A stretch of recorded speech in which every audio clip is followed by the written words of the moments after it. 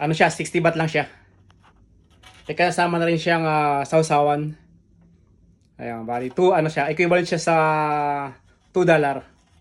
That's it. Good day everyone. Papunta ako ngayon sa pagbili ng pagkain. Dito kasi sa Thailand, bihira lang kasi yung nagluluto, so hindi na rin kami nagluluto.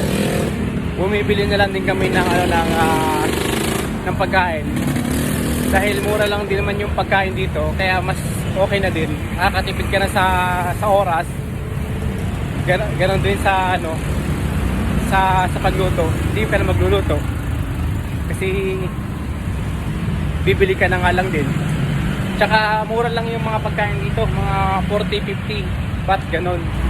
1 meal na yun, marami na siya. Kaya pasok okay na, bumili na lang din. Ayun, dito nga pala kami bumili ng ng pagkain. Wala pang masyadong tao kasi hindi pa labasan ng mga empleyado eh. Kasi 1 hour pa bago maglabasan ng mga empleyado. Kasi empleyado sa building niyan eh. Ayan.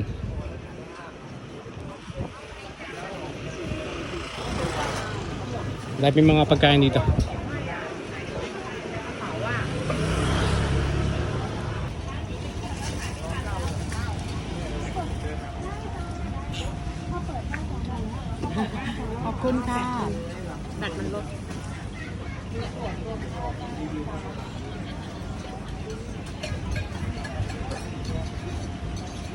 So ayun mga lods, nakabili na nga pala ako ng pagkain ko.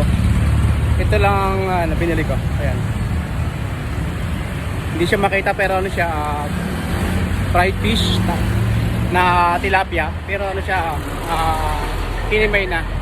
Para kakainin ko na lang, hindi ko na kailangang maghimay. Bali ang presyo nito lang 60 baht. Ayun. Hindi ko na kailangang magprito. Ayun lang. Ito nga pala yung binili ko kanina. Ayan. Ano siya, 60 baht lang siya.